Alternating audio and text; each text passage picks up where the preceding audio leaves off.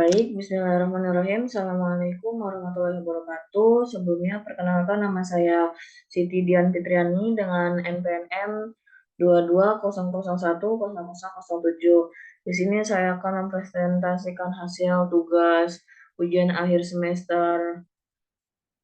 Dan di sini saya mengambil kasus atau topik kasus COVID-19.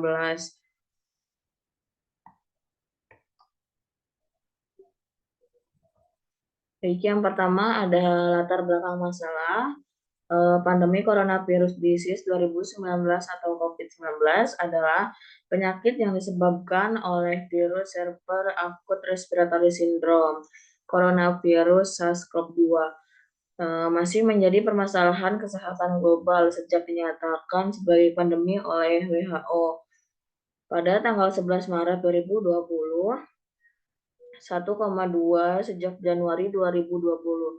WHO dan jajaran pakar internasional terus-menerus melakukan kajian dan pemantauan terhadap evolusi bentuk virus SARS-CoV-2. Pada akhir 2020, diketahui adanya varian virus SARS-CoV-2 yang baru yang lebih berbahaya dan meningkatkan resiko kesehatan publik global. Penyebaran COVID-19 pada tahun 2021 menunjukkan peningkatan kasus di beberapa negara termasuk Indonesia.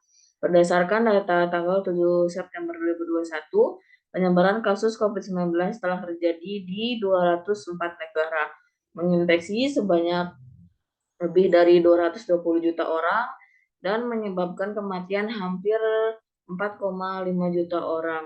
Dan di data di Indonesia pada waktu yang sama menunjukkan jumlah total melebihi 4 juta kasus terkonfirmasi positif COVID-19 dengan total kematian lebih dari 130.000 jiwa. Selanjutnya ada identifikasi masalah. Pada tanggal 2 Maret 2020, Indonesia untuk pertama kalinya mengkonfirmasi kasus COVID-19. Hingga pertanggal 28 Mei 2020 tercatat 31.024 kasus COVID-19 yang telah menyebar di 34 provinsi di Indonesia menurut gugus tugas pencatatan penanganan COVID-19 2020. Kondisi pandemi COVID-19 yang terjadi ini membawa dampak yang cukup serius pada tatanan kesehatan, perekonomian, dan sosial di Indonesia.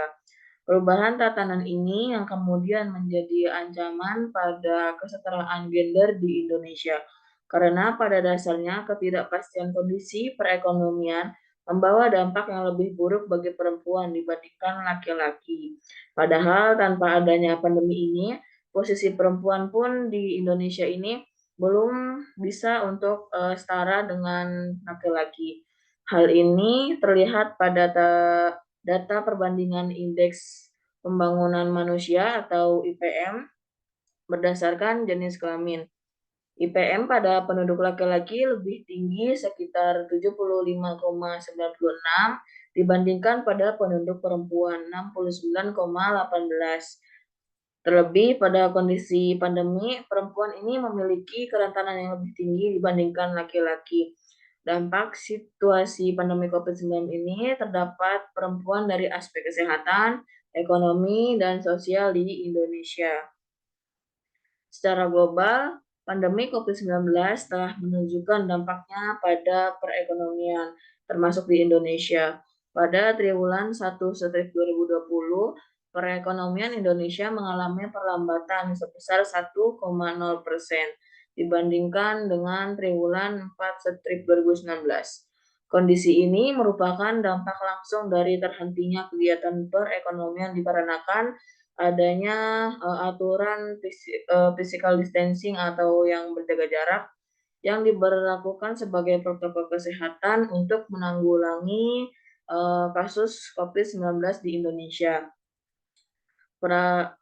Perlambatan ekonomi tertinggi terjadi pada sektor jasa pendidikan dan sektor jasa administrasi pemerintah. Padahal kedua sektor ini didominasi oleh perempuan. Pekerja perempuan pada jasa pendidikan mencapai hingga 7,95%, sedangkan pada jasa pemerintahan sebesar 2,84%. Sebaliknya, pekerjaan laki-laki yang bekerja pada kedua sektor ini tidak mencapai 4%. Lalu di sini ada vaksin COVID-19. Sebenarnya vaksin COVID-19 ini ada banyak, namun saya cukup mengambil dua, salah satu contohnya, ada vaksin Sinovac dan Pfizer. Yang pertama ada vaksin Sinovac. Vaksin Sinovac adalah vaksin untuk mencegah infeksi virus SARS-CoV-2 atau COVID-19. Vaksin Sinovac ini biasa dikenal dengan nama CoronaVac. CoronaVac ini merupakan vaksin yang mengandung virus SARS-CoV-2 yang sudah tidak aktif, memproduksi antibodi untuk melawan sehingga tidak terjadi infeksi COVID-19. Di sini ada golongannya, ada kategorinya, ada manfaatnya, ada digunakan oleh siapa, ada bentuk obatnya juga. Lalu di sini ada vaksin yang kedua yaitu vaksin Pfizer atau BNTN 162B2 adalah vaksin untuk mencegah infeksi virus SARS-CoV-2 penyebab penyakit COVID-19. Vaksin Pfizer adalah vaksin mRNA. Jenis vaksin ini akan memicu sistem kekebalan tubuh untuk membentuk spike protein yang nantinya akan membantu tubuh membentuk antibodi yang dapat melawan virus corona. Baik, selanjutnya di sini ada solusi masalahnya. Solusi dalam kasus ini adalah menurunkan atau mencegah angka yang terinfeksi COVID-19 dengan cara yaitu yang pertama, mencuci tangan di air mengalir menggunakan sabun dan mengikuti cara mencuci tangan dengan baik dan benar menurut 6 langkah WHO. Yang kedua, menjaga jarak atau kurang interaksi dengan orang yang sedang terinfeksi. Yang ketiga, menjaga daya tahan tubuh seperti makan makanan yang tinggi akan kayak vitamin, karbo, dan protein. Lalu yang keempat, patuhi protokol kesehatan yang sudah diberikan oleh pemerintah. Yang terakhir, ada vaksin COVID-19 ini. Baik, di sini ada PICO, yang P-nya itu saya mengambil pandemi COVID-19 yang berdampak pada kesetaraan gender di Indonesia. I-nya vaksin COVID-19 atau Sinovac, yang C-nya vaksin Pfizer, dan untuk O-nya menurunkan angka kasus pandemi COVID-19 dan kekebalan tubuh atau imun. Untuk keyword literatur searching-nya ada kasus COVID-19, COVID-19 pandemik, vaksin COVID-19. Untuk hasil carinya di Google Scholar dan ada beberapa jurnal juga dari Kemenkes. Lalu yang terakhir ada ringkasan atau kesimpulan.